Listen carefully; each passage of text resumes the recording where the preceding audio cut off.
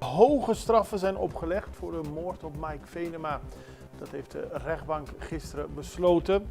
De Curaçaose rechtbank heeft 3 vrouwen en 2 mannen veroordeeld voor de moord op de Nederlander Mike Venema in 2018.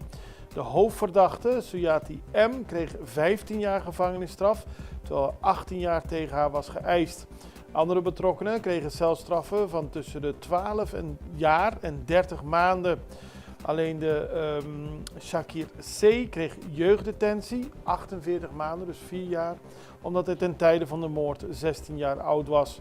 Mike Venema werd op 12 september 2018 op gruwelijke wijze vermoord in een huis in Janszovat.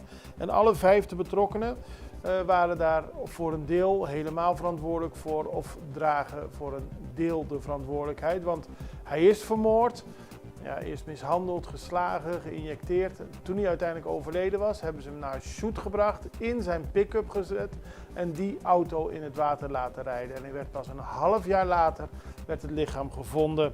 De Peter R. de Vries Foundation heeft meer dan een jaar geleden €100.000 uitgeloofd voor de tip, want het was een cold case geworden, deze zaak. En mede daardoor zijn de verdachten opgepakt en konden ze veroordeeld worden.